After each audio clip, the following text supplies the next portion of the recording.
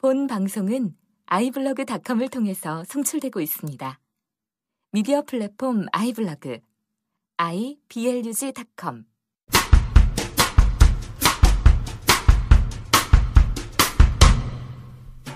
당신은 장애를 아는가? 팟캐스트 방송을 시작하도록 하겠습니다. 야 오늘도 변함없이 또 이렇게 반가운 얼굴들이 또 모였네요. 자, 어떤 분들 모이셨는지 각자 소개 한마디씩 하면서 시작해볼까요? 본인 소개부터. 저 먼저. 네, 저는 항상 늘 그렇듯이 노들장애인 야학에서 이제 7년차 어느덧 7년차가 된 것 같네요. 7년차 상근교사 활동을 하고 있는 정민구라고 합니다. 반갑습니다. 반갑습니다. 저는 비마이너 장애인 언론 비마이너 기자 하금철입니다. 여기다 녹음기다 대고 인사를 하고 감사합니다. 공손한 친구야. 예의 발라. 네, 노들 장애인 야학의 배승천입니다. 현PD입니다. 예. 네. 오늘도 이렇게 바쁜 시간 모여가지고 우리가 또 이 골방에서 녹음을 이렇게 시작하게 됐네요. 첫 번째 코너로 우리가 장판 핫이슈 바로 들어가 보도록 하겠습니다.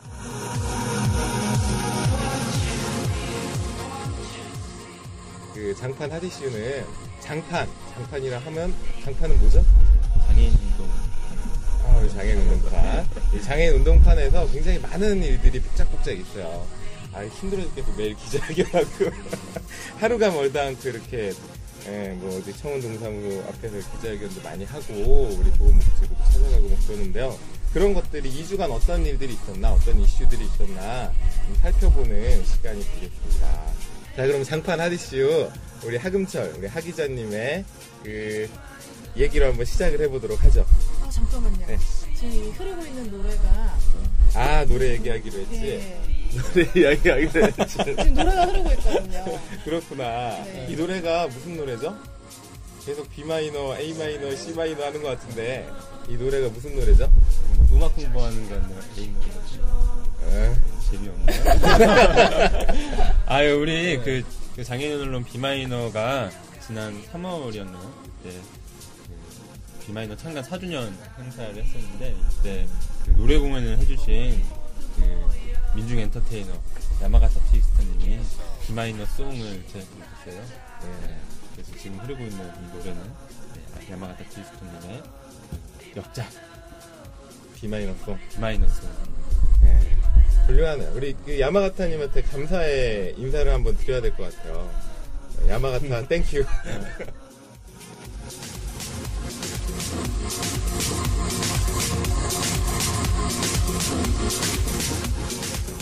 그럼 첫 번째 소식은 뭐죠? 첫 번째 소식은요.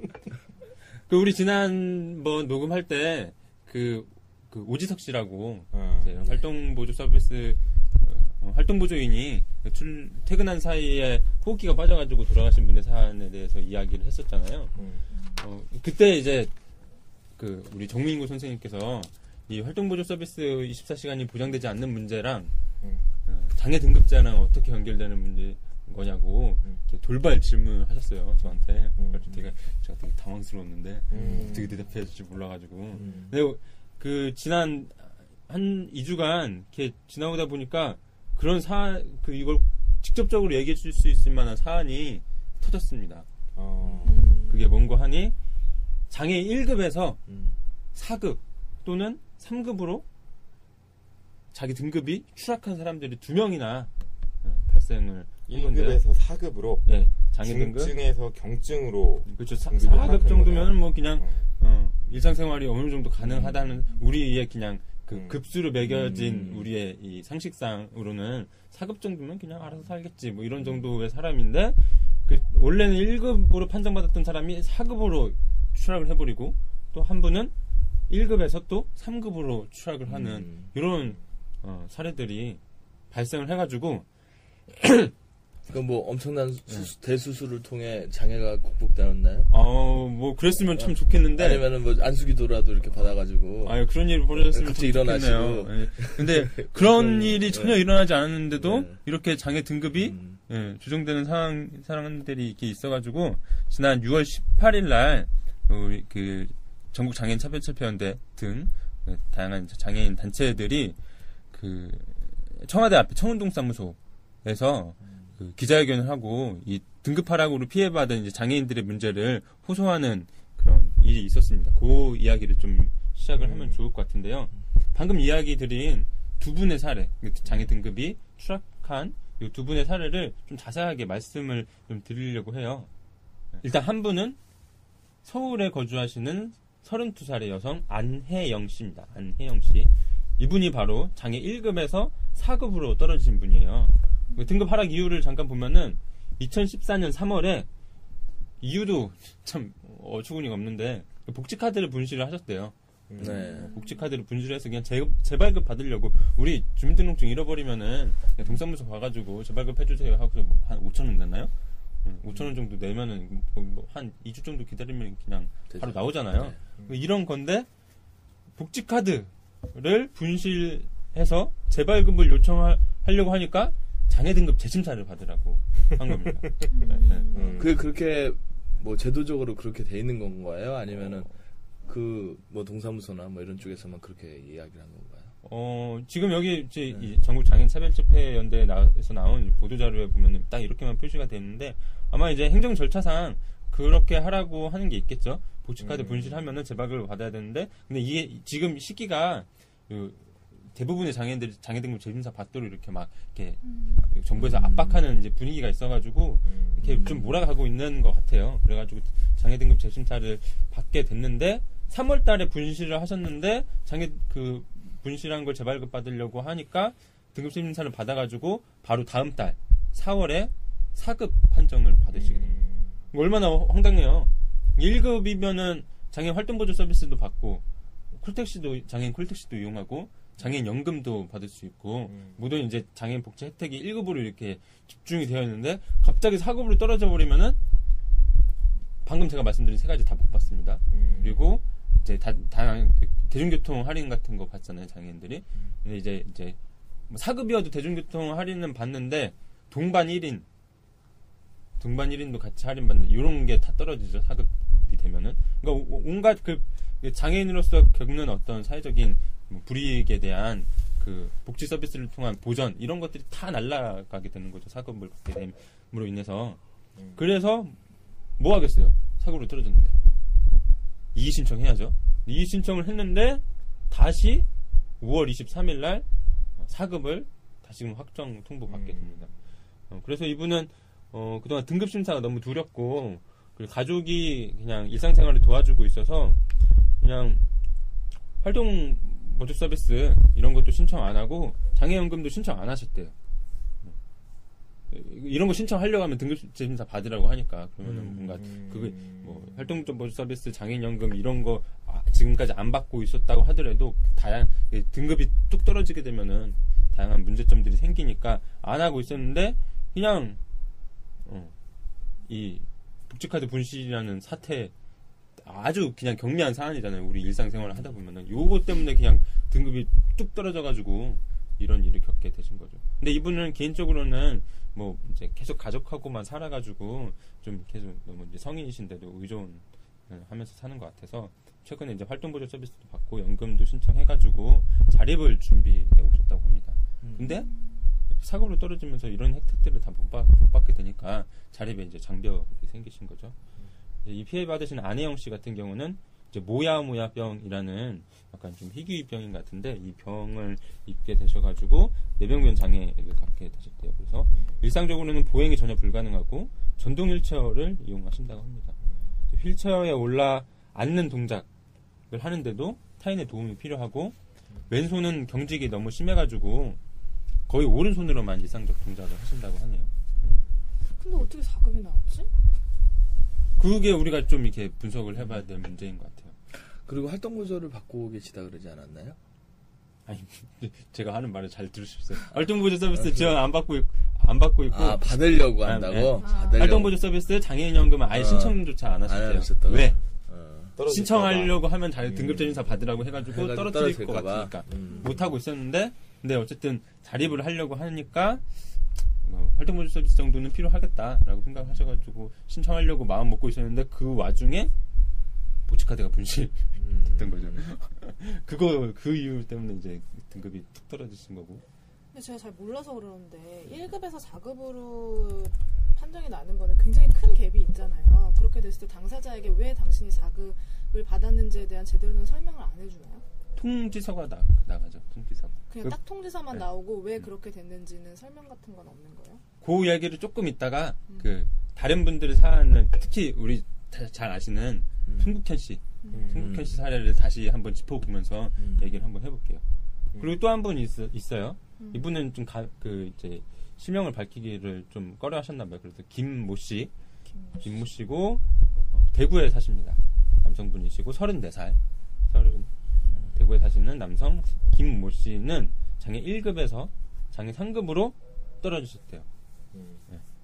3급이면 어떻게 되죠? 아까 제가 말씀드렸던 그 대중교통 이용할 때 뭐 KTX나 뭐 이런 거 이용할 때 감면 혜택을 받긴 하는데 동반 1인 할인 이런 것까지는 받을 수 있죠. 근데 아까 말씀드렸던 활동보조 서비스, 연금, 콜택시 못 받죠. 연금도 중복 3급이면 받을 수 있는데 이분은 그냥 장애 3급이라서 연금 못 받습니다. 이런 문제가 있는데 왜 이렇게 떨어졌냐 보니까 2012년 5월 대구시에 있는 모 장애인 단체에서 장애 등급이 부당하다는 제보와 동영상 제보로 등급 재심사를 받게 됐다고 하네요. 이게 무슨 말이지? 하여튼 장애 등급 재심사 받았는데 2013년 9월에 작년 9월에 등급이 최종 하락 결정되셨는데 올해 들어가지고 이의 신청을 다시 하셨대요. 근데 바로 그냥 기각이 되고 등급 하락되기 전까지는 그 월 180시간의 활동보조 서비스를 받고 계셨다고 합니다.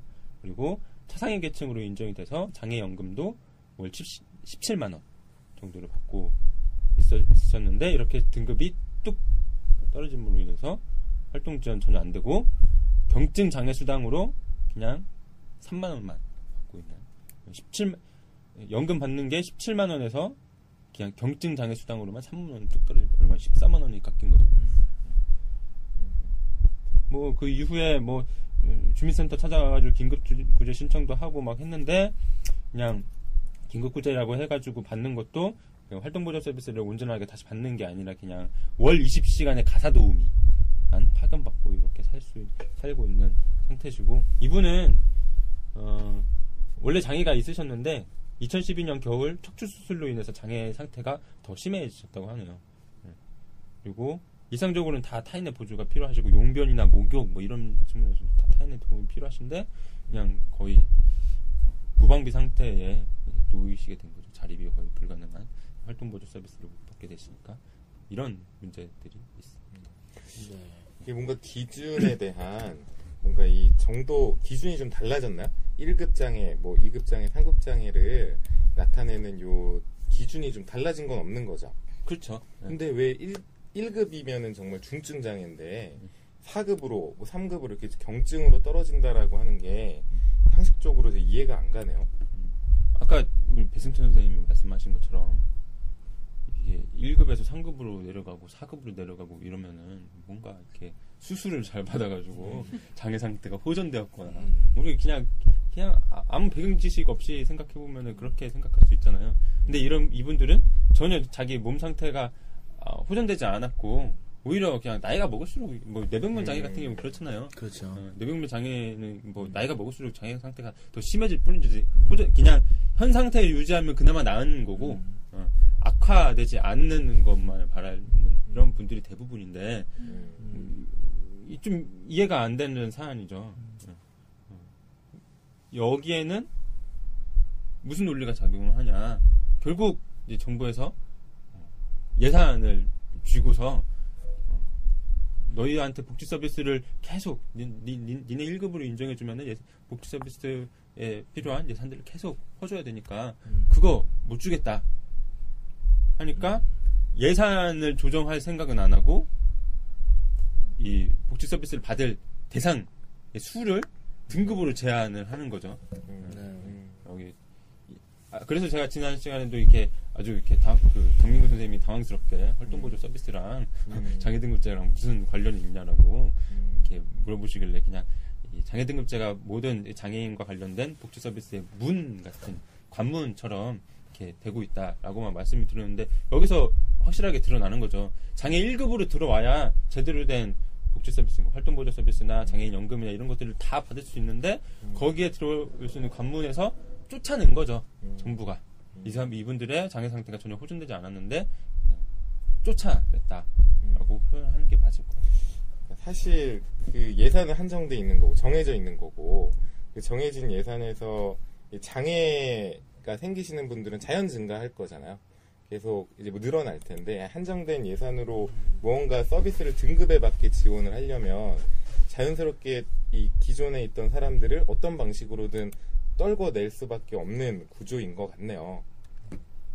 그러니까 예산 측정은 사실 무슨 나라라는 게 장애인 분들이 우리가 전쟁이 나서 갑자기 많이 생기는 것도 아니고 어느 정도 예상할 수 있는 범위 내에서 1급, 2급, 3분의 사람들이 갑자기 우리나라가 굉장히 장애인들이 갑자기 많이 생길 이유가 특별히 있지는 않지 않습니까?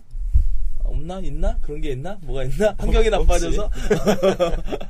그러니까 어쨌든 모든 게 그 정부의 예상 안에서 조정 가능할 수 있을 것 같아요. 그리고 거기에 대해서 한 사람 늘건 두 사람 늘건의 문제가 정부의 입장에서 아주 커다란 문제가 될 것 같지도 않고 그런데도 계속 이렇게 뭔가 등급 재심사를 계속 요구하고 등급 재심사를 이제 다시 받게 함으로써 떨어뜨리는 사람을 만들려고 하고 그런 거는 이해가 가기 조금 힘든 점도 있고 우리 아까 임 PD님이 질문하신 거 있잖아요. 네. 이 등급 하락을 겪게 됐을 때 이 정부 기관에서 장애인 당사자분에게 왜 떨어졌는지를 좀 제대로 알려주냐라고 물어보셨잖아요. 그 문제가 이제 송국현 씨 사례를 보면은 좀 잘 나타나는데 우리 돌아가신 언제 돌아가셨죠? 정확하게 날짜가 기억이 안 나네요. 화재가 나신 거는 4월 13일 날 우리 노들 장애인약 학생이시기도 했던 송국현 씨가 4월 13일 날 자기가 살고 있던 체험홈에 불이 나가지고 일주일도 채 되지 않아서 3도 화상이 심해져서 돌아가셨죠. 근데 이분이 어떤 일 때문에 돌아가시게 됐냐? 시설에서 나오신 다음에 활동보조 서비스나 이런 거 이용하려고 했는데 3급이라는 이유로 장애 등급 3급이라는 이유로 활동보조 서비스를 받지 못했고 근데 일상생활에 이분도 거의 거동 불편하고 혼자 밥 지어 먹기도 힘들고 씻지도 못하고 이런 등등의 문제가 있었는데 활동보조 서비스를 못 받는 거는 너무 잘못됐다라고 해가지고 등급제 심사를 받으러 갔는데 또 그냥 3급이라고 이렇게 해버림으로 인해서 그냥 거의 국가에서 방치가 된 채로 살았는데 화재가 나신 거죠. 근데 이분이 등급제 심사를 받고 나서 받았던 이 통지서에 뭐라고 적혀 있냐면은 이제 좀 우리가 기억해야 되는 게 지금 말씀드리는 이 송국현 씨 그리고 아까 최근에 사례인 두 분 다 지금 뇌병변 장애인입니다. 뇌병변 장애인의 활동 장애 등급 결정할 때 중요한 기준이 되는 게 수정 바델 지수라는 게 있어요. 수정 바델 지수. 수정 받을 지수? 수정 바델 지수. 바델 지수. 바델 지수라고 이게 그냥 일반적으로 국제적인 기준인가 봐요. 바델 지수라는 국제적인 뇌병변 장애인들의 일상생활 동작이나 이런 것들을 판단하는 의학적으로 좀 판단하는 그런 기준이 있는데 그리고 각 국가마다 약간씩 그 기준을 이렇게 국가적 상황에 맞게 바꿔가지고 이렇게 쓴다고 해가지고 수정 바델 지수라고 하는데 송국현 씨가 장애 등급 재심사를 받고 나서 그 통지서를 받은 내용이 있습니다. 거기에서 뭐라고 했냐면 아까 말씀드릴 때 송국현 씨는 일상생활이 거의 불가능하고 휠체어 타고 다니시면 휠체어를 수동 휠체어 타시긴 했지만은 누군가 뒤에서 이렇게 밀어주고 해야지만 일상생활을 다 하실 수 있는 분인데 장애 등급 심사센터에서 나왔던 그 통지 결정서에 뭐라고 나와 있냐면은 제가 읽어드릴게요. 여기 나와 있는 대로. 장애 등급 판정 기준상 뇌병변 장애는 뇌의 기질적 병변으로 인한 마비와 불수의적 운동에 따른 팔다리의 기능 제한이 있는 경우에 하나며 말도 어려워. 신경학적 결손을 보이는 부위와 검사 소견이 일치함을 확인하여야 함. 제출된 자료상 2012년 10월 판정 후 악화 소견이 확인되지 않는 점, 치료 경과 등을 고려할 때 뇌의 기질적 병변으로 인한 팔다리의 기능 저하는 보행과 대부분의 일상생활 동작을 타인의 도움 없이 자신이 수행하나 완벽하게 수행하지 못하는 상태로 뇌병변 장애 5급을 결정함. 보행과 대부분의 일상생활 동작을 타인의 도움 없이 자신이 수행하나 완벽하게 수행하지 못하는 때가 있으며 수정받을 지수가 81에서 89점인 사람. 이렇게. 이건 정말 말도 안 된다. 무슨 검사를 하는데 이런 결과가 나오는 거지? 그러니까 우리가 그 송국현 씨의 경우는 우리가 이제 만나 뵀었고 함께 어쨌든 했던 시간이 있기 때문에 그분의 어떤 장애 정도라든가 생활의 그 어려움 이런 걸 알고 있잖아요. 그런 상황에서 이제 뭔가 일상생활이 완벽하게 가능한 게 뭔지 내가 잘 모르겠는데 난 일상생활이 완벽하지 않거든요. 나의 일상생활은 엉망진창인데 어쨌든 그게 참 그렇죠. 공허하게 들리네요. 우리가 여기 이렇게 그 통지서에 네. 수정 받아줄 수가 몇 점에서 몇 점인 사람이고 뭐 의학적 소견상 악화된 부분들이 발견되지 않아가지고 이렇게 판단했다 하니까 되게 이게 전문가가 한 것 같고 이렇게 과학적으로 이렇게 진단을 해가지고 이런 결정이 나온 것 같잖아요. 근데 이렇지 않다는 게 이 송국현 씨 관련해가지고 송국현 씨 돌아가신 다음에 활동지원제도에 대한 토론회 때 그 문제점이 낱낱이 드러난 게 있어요. 의학적으로 판단해가지고 이렇게 결정한 것 같지만 전혀 그렇지 않았다는 거를 그 새정치민주연합의 김용희 의원이라는 분이 이분이 또 서울대 의대 교수 출신이에요. 이분이 이제 병원 기록 차트랑 장애심사센터의 그 결과서랑 비교해서 본 거지. 근데 비교해서 보니까 이 장애심사센터의 이 결정 과정에 병원에서 이 판단한 이 기록들을 전혀 반영을 하지 않은 거예요. 여기 아까 제가 읽어드린 부분에서는 악화 소견이 발견되지 않았다. 뭐 이런 표현이 있잖아요. 근데 악화 소견이 발견이 됐구나. 뭐라고 표현이 되냐면은 제가 우리 비마이너 기사를 그대로 읽어드릴게요.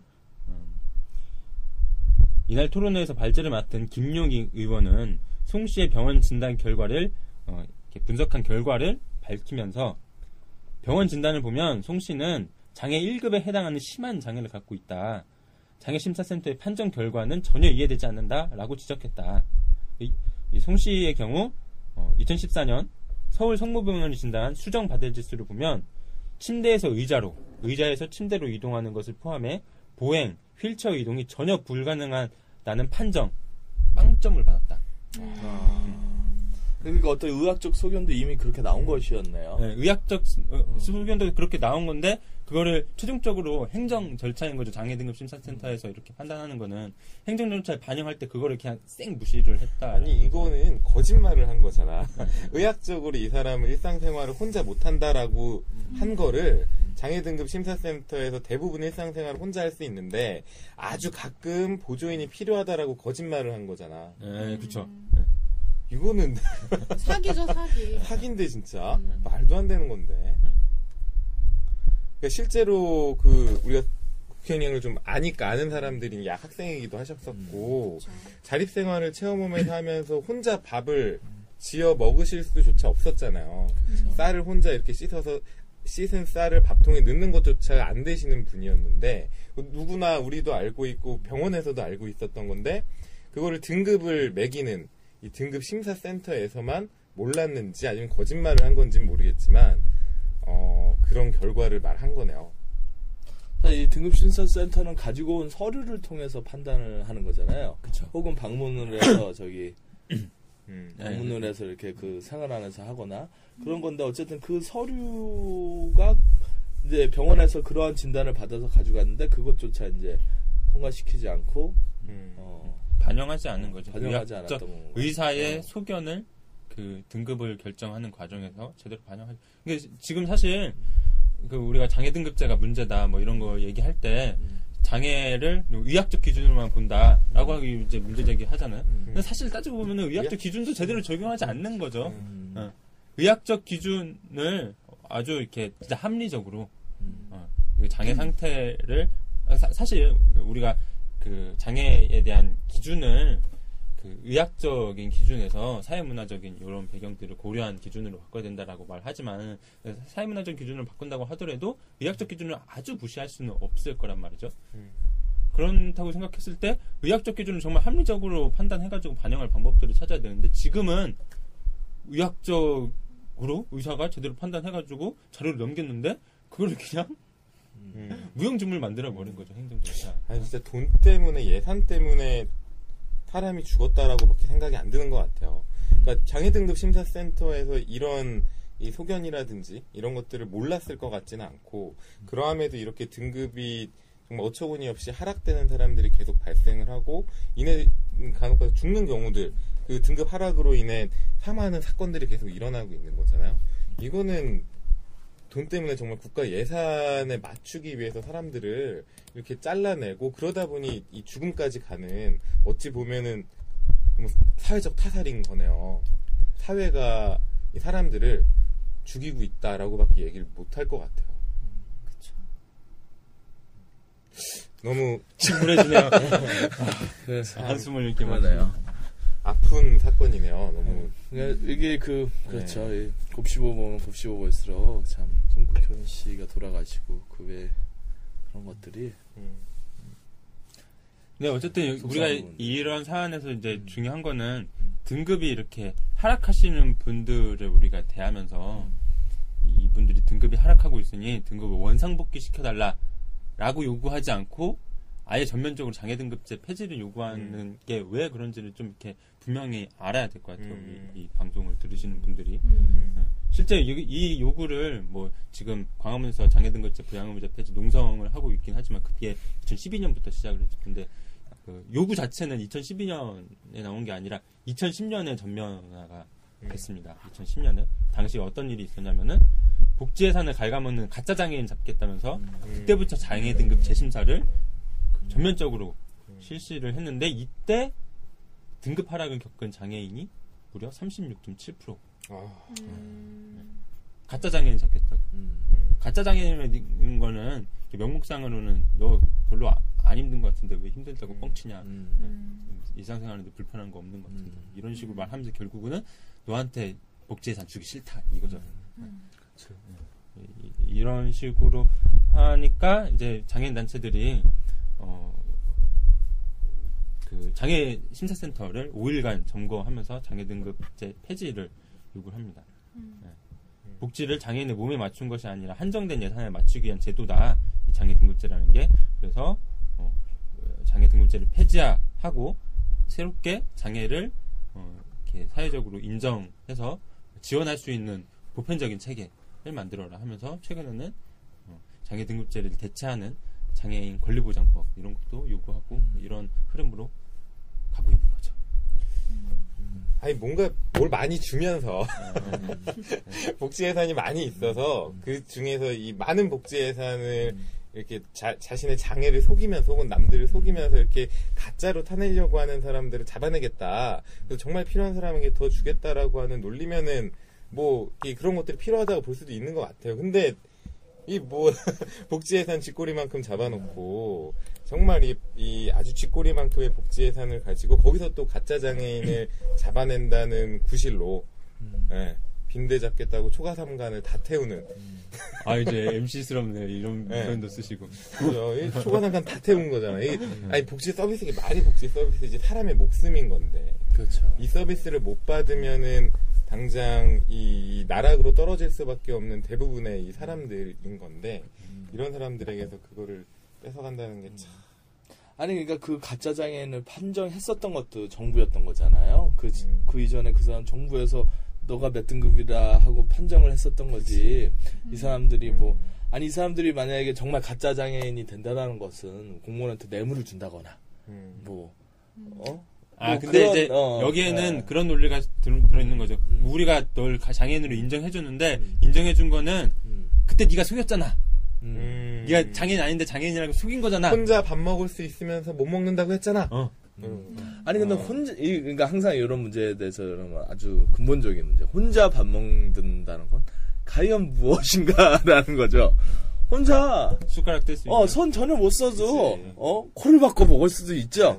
콜을 바꿔 먹을 수도 있고 숟가락을 사용하는데도 덜덜덜 이렇게 뭐랄까 국은 못 먹고 뜨거운 건 못 먹고 뭐 찬밥만 먹을 수 있는 사람도 있을 것이고 그러니까 굉장히 그 혼자 도대체 밥을 먹을 수 있는 수준은 굉장히 다양할 것이라고 생각을 해요.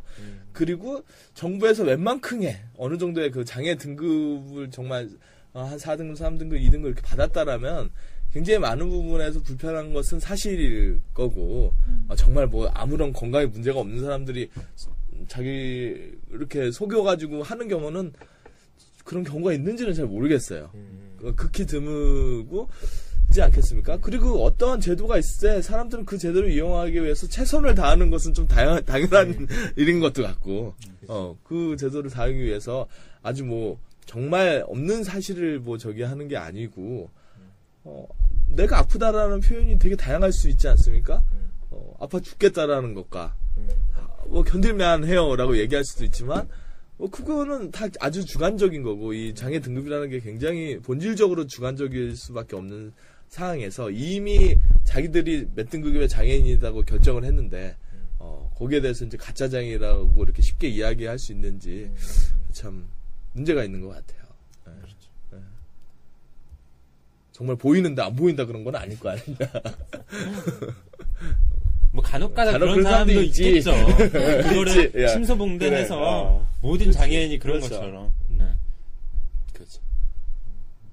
요새 이런 논리가 지금 이 나라 정부의 이제 복지 정책을 이렇게 다 휘감고 있는 것 같다는 생각이 드네요. 네. 장애 등급제에 대한 얘기들을 우리가 이렇게 많이 나눠봤어요. 많이 무겁네요. 얘기를 하다 보니 이게 사람의 목숨과 관련된 얘기들이고 이 빈약한 사회복지의 현실에 굉장히 뭔가 한숨도 나오고 좀 그랬던 시간이었던 것 같아요. 그래서 뭐 이런 것을 관여하는 정부 부처들도 이 사안을 되게 무겁게 생각을 해주셨으면 좋겠어요.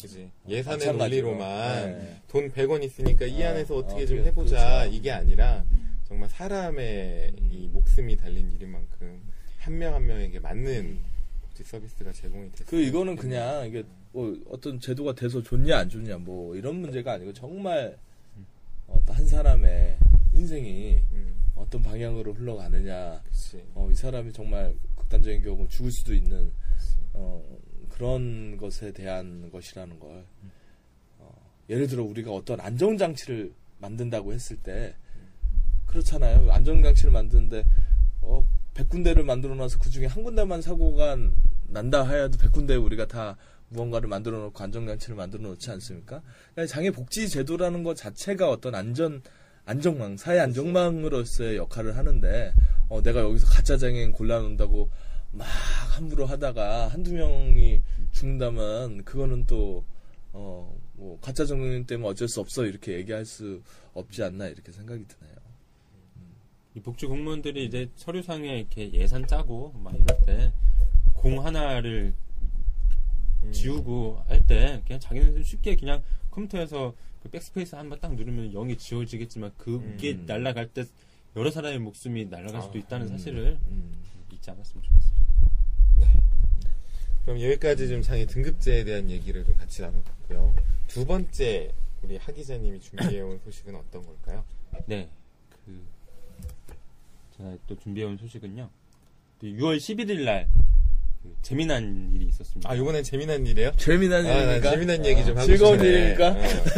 어떤 재미난 일이었으면 좋겠네요. 제가 또 말하다가 이렇게 갑자기 이렇게 분위기가 팍 다운되고 막 이럴까 봐 걱정이 되긴 하는데, 우리 재밌게 얘기를 나눠봤어요. 이 사안 자체는 우리 이렇게 전국에 있는 그 장애인 동지들이 경북으로 몰려갔습니다. 경북으로. 왜 갔을까요? 한번 이제 장애인들이 몰려간다 하면 무슨 일이 있으니까 가겠죠. 경북하면 경북에 뭐가 유명하나? 사과 먹으러 갔나? 상주? 경북 사과. 경북은 보수의 아성. 보수의 아성이죠. 그렇죠. 새누리당 깃발만 꽂으면 당선된다는 붉은 깃발 휘날리는 붉은 깃발 휘날리는 거. 붉은 깃발 휘날리는 경북으로 전국에 있는 빨갱이 장애인들이 다 올라갔어요. 붉은 깃발을 쳐다보고. 빨갱이 장애인들이 왜 갔을까? 경북 지역 장애인 생존권 쟁취를 위한 전국 결의대회가 있었습니다. 경북 지역이 사실 뭐 이따가도 말씀을 드리겠지만은 그 장애인 복지나 이런 인프라가 아주 열악해요.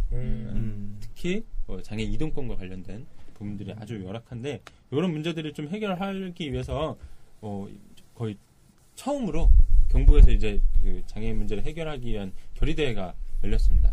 이날 나온 합의 내용이 결의대회를 하고 그 이제 도청 관계자들과 이제 협상을 했는데 요구안에 대한 협상을 했는데 요날 나온 합의가 아주 중요한 것들이 많은 것 같아서 공유를 해야 될 것 같아서 이제 가져왔습니다.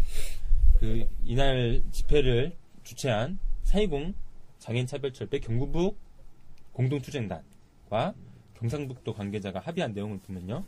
첫 번째 장애인 등 교통약자 이동권 전면 보장, 그리고 발달장애인 권리 보장 및 자립생활 지원체계 구축, 장애인 탈시설 자립생활 지원체계 구축, 장애인 활동 지원 24시간 보장, 요 4가지 사안을 제시했고 여기에 대해서 구체적인 합의 내용들을 마련했습니다.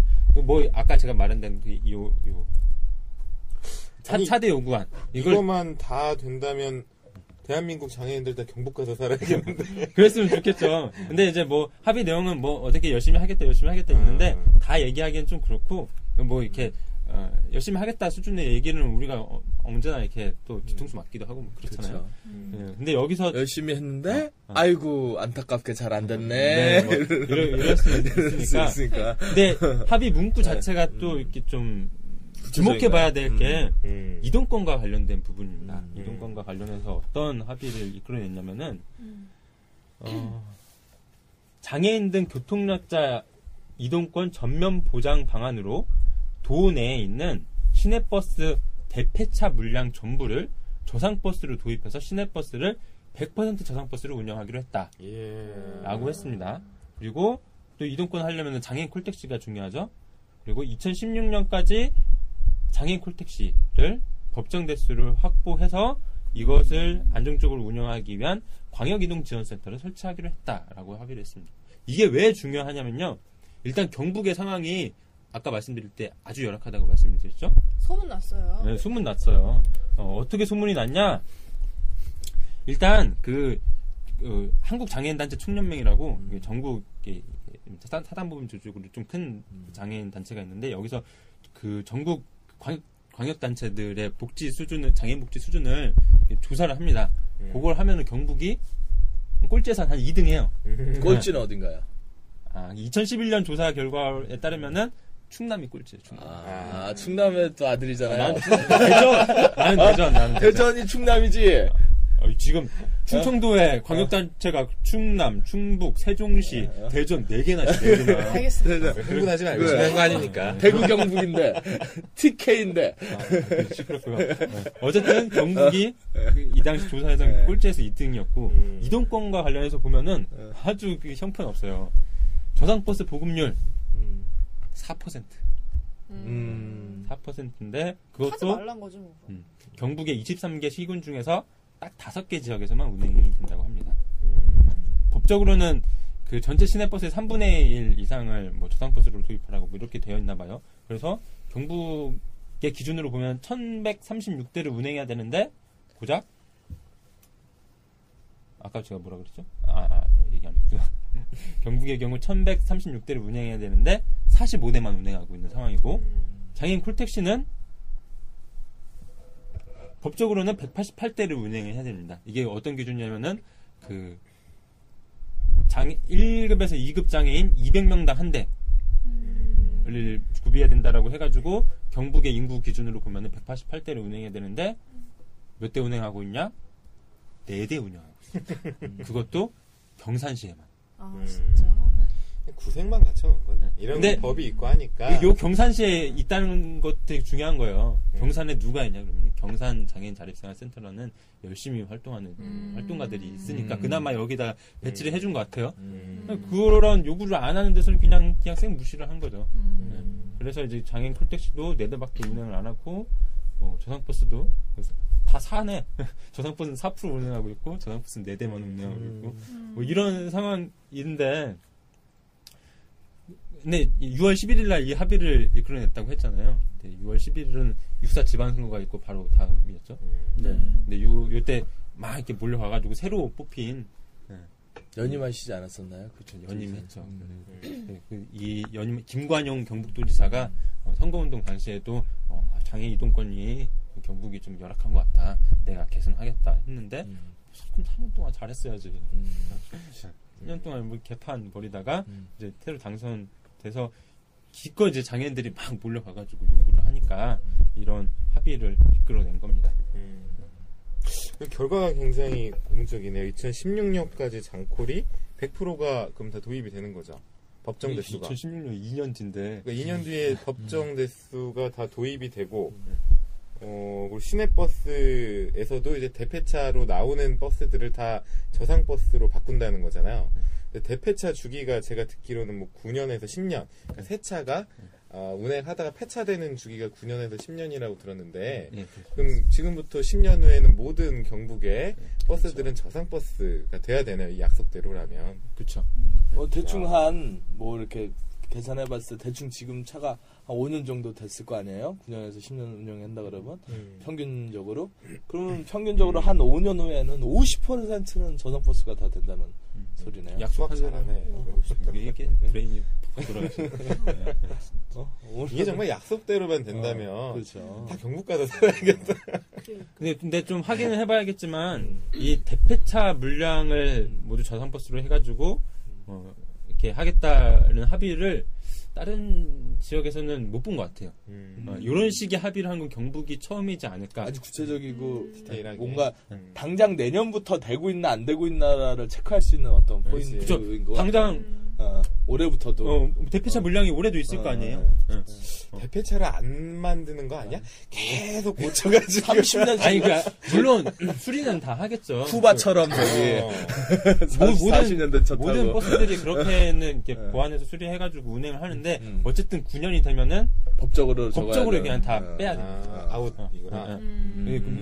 최대 2년 정도 연장을 할 수는 있긴 한데 어쨌든 9년이 기준이고 뭐 좀 연장해가지고 11년 동안 돌릴 수 있는데 11년 이후에는 어쨌든 새로운 물량을 집어넣어야 되는 거죠. 그때 그 새로운 물량 집어넣는 차량을 저상버스로 하겠다. 뭐 합의를 한 거니까 뭐 아무리 늦어도 이 약속대로라면 11년 후에는 근데 우리가 11년 후라면 2020 몇 년입니까? 2025년. 원더키드도 2020년이었는데. 아니, 2025년쯤 되면. 원더키드가 2020년 그러면 2020 원더키드였죠. 예. 소름 끼쳤어, 지금. 2025년. 로봇가 사람을 지배하는 게 2020년밖에 안 됐었어? 그래, 2020년 되면 로봇가 사람을 지배해요. 우리 93년 대전 엑스포 할 때는 그쯤 되면은 이렇게 다 자기 부상 열차 타고 다니고 뭐 이러고. 그러네. 근데 빗돌이. 빗돌이야, 꿈돌이. 빗돌이는 SBS의 마스코트였죠. 꿈돌이 꿈순이. 꿈순이가 있었어? 있지 않았어요? 꿈돌이 꿈순이 있었어요. 여자의 분홍색. 대전의 아들은 또. 대전에서 그 당시 초등학생들 미술 시간에 그림 그리려면 다 꿈돌이만 그렸어. 나 그 꿈돌이 목걸이도 있었는데, 이렇게. 난 저금통. 대전에서. 그러니까, 어쨌든, 앞으로 7년, 8년, 9년, 10년 후에도 장애인이 만약에 저상버스가 없어서, 여전히, 대중교통을 타는데 너무 힘들다면, 그러면 안 되겠죠. 그렇죠. 안 되죠. 그러면 안 되겠죠. 적어도 이 정도의 조치는 어느 도에라도 만들어놔야겠다는 생각이 드네요. 2025년인데 달나라에 못 갈 망정. 그렇게 얘기하니까 정말 그렇다. 뭐 달나라도 가고 뭐 우주여행 이런 것도 뉴스에 나오는 것 같아요. 우주여행 멀지 않았다. 이런 얘기들도 뉴스에 나오던데 장애인 가고 싶지 않은 그냥 내 학교 가고 싶고 병원 가고 싶고 또 친구 만나러 가고 싶고 뭐 우주까지 갈 필요 없어요. 그거 하는데 그냥 버스 좀 다니게 해달라고. 21세기인데 21세기가 온 지 벌써 10몇 년이 지났는데 누가 우주 가고 싶었어? 당연한 얘기. 그렇죠. 당연한 얘기인 것 같아요. 기존에 너무 안 돼왔다 보니까 참 되게 좋네요. 아무튼 이후에라도 이렇게 된다라고 하니까. 아무튼 더 지켜봐야겠지만 이동권 관련해서는 아무튼 굉장히 성과들이 많이 있었던 것 같아요. 전국에 있는 빨갱이 장애인들이 다 몰려갈 만하네요. 특히 경북 지역에 있었던 분들 그때 가서 이야기를 들어보니까 경북 지역 내에서 이동하는 게 경북에서 뭐 저기 서울 오는 것보다 훨씬 더 힘들었다고 그런 이야기 말씀들 많이 하셨던 것 같아요. 그래서 요 도청 앞에서 서로 이렇게 투쟁하면서 돌아가면서 투쟁하면서 그 지역에서 여기 도청 오는데도 저희 강화문 농성장 가는 것보다 힘이 드셨다라고 그렇죠. 이야기를 많이 하시더라고요.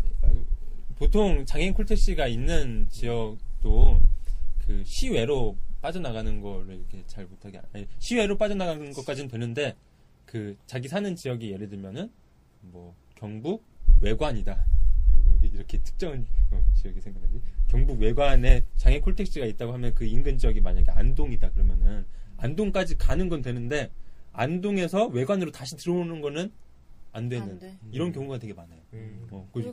지역마다 다를 텐데 서울도 그렇죠. 의정부까지는 가는데 의정부에서 다시 오는 게 안 돼요. 그게 왜 그러는 거야? 글로 가서 안 태우고 오니까 서울 콜택시가. 네, 그래서 예를 들면 경기도 내, 경북 지역 내 이런 데서 이렇게 시외로 이렇게 이동이 원활하게 되려면은 그 장애 콜택시 운행하는 범위를 그 시나 군 안으로만 한정할 게 아니라 그거를 통합적으로 관리하는 센터가 있어야 되는 거죠. 뭐 이렇게 뭐 외관에서 안동으로, 안동에서 상주로, 뭐 구미로, 뭐 김천으로 이렇게 움직일 수 있게끔 그 콜센터가 이렇게 중앙에서 딱 이렇게 쥐고 있어야 되는데 그게 바로 광역이동지원센터라는 겁니다. 그거를 올해 초에 경기도에서는 만들기로 합의했다라고 아마 우리 비마이너 기사에 나갔던 것 같아요. 제가 정확한 기억은 안 나는데 요거를 만들겠다라고 경북에서도 합의를 한 거죠. 사실 이거 법으로 따지고 보면 다 진즉에 했어야 되는 건데 이제 교통약자 편의증진법 이런 데는 보면은 진즉에 이제 다 됐어야 되는 거잖아요. 이제야 이게 좀 센터가 생기고 좀 지원이 되는 것 같네요. 자, 첫 번째였어요. 합의한 것 중에 우리가 경북에서 많은 것들을 합의를 했었는데 그 중에 첫 번째 이동권 관련해서는 이런 합의들이 있었고 하나하나 좀 이렇게 짚어주시면 좋을 것 같아요. 두 번째 발달장애인 이동권만? 시간 없어요. 말 가야 돼요? 그것만 하는 거구나. 아이고 발달장애인과 관련해가지고는 최근에 이제 발달장애인법도 이제 그 제정이 됐고 해가지고 우리 앞으로 시간이 많이 있으니까 또 다른 기회를 잘 모르시는 건 아니고 준비를 안 해보신 건 아니고 이게 왜 그래요? 요건 조금 더 얘기를 들어보면 좋을 것 같은데 경북 지역이 그 우리나라에서 가장 시설이 많은 지역이잖아요. 장애인 생활 시설이 제일 많은 지역이라고. 경기도 아니에요? 경북이라고 그때. 경기도일걸? 아무튼 많은 곳 중에 하나잖아요. 많은 곳 중에 하나인데 이 탈시설에 대한 뭔가 정책을 내놨다라고 하는 게 좀 궁금해서 어떤 정책을 내놓은 거예요? 탈시설에 대해서? 지금 본다. 지금 봐. 신규 시설 설립을 억제하고 도내 전체 시설을 자립전환 시설로 변환하는 등의 내용을 담은 장애인 자립전 5개년 계획을 수립하기로 합의했대요. 저 자세하게는 모르겠네요. 기사 보세요. 그래요. 그런 게 있었고 또 활동지원 24시간 보장은 뭐 언제까지 어떻게 하겠다는 거예요? 그건 이제 김관영 도지사에게 물어봅시다 이제. 전 잘 모르겠네요. 이것도 뭔가 구체적인 내용은 없는 거구나. 그냥 이런 것들을 앞으로 해 나가겠다. 근데 뭐 활동 보조 24시간은 생각보다 되게 많은 곳에서 되고 합의는 많이 하고 있는 것 같아요. 그 범위와 그것의 문제지. 사실 하느냐. 우리 구에 한 명 있다면 뭐 그렇게 해서 할 수도 있는 거니까. 그리고 우리는 24시간 한다 이렇게 할 수도 있는 거니까. 네. 그래요. 오케이. 아유 오늘 바쁜데 이렇게 비마이너 하금철 기자님 모시고 좋은 얘기 오늘 많이 나눴어요. 비마이너 이렇게 좋은 이야기가 많이 실리는 비마이너 뉴스를 보려면 어떻게 해야 되는 거죠? 비마이너 뉴스를 보려면은 다음 검색창 또는 네이버 검색창에서 비마이너라고 검색을 하고 구글 검색창에는 안 되나요? 다 치면은 이게 나옵니다. 그 주소를 알려드리면 www.beminor.com 여기 들어오시면 되고요. 그냥 귀찮으신 분들은 그 알파벳이 익숙하지 않다 그러시면 그냥 포털 검색창에다가 비마이너 치셔서 들어오시면 됩니다. 그리고 스마트폰 그 어플리케이션으로도 이렇게 모바일 페이지도 보실 수 있으니까 편리하게 언제 어디서나 지하철 탈 때 잠자기 전에 스마트폰 붙잡고 있으실 때 비마이너 페이지를 한 번씩 들어와 주시면 감사하겠습니다. 감사합니다, 우리 하 기자님. 지금까지 장판 하디슈였습니다. 고생하셨습니다. 감사합니다. 네.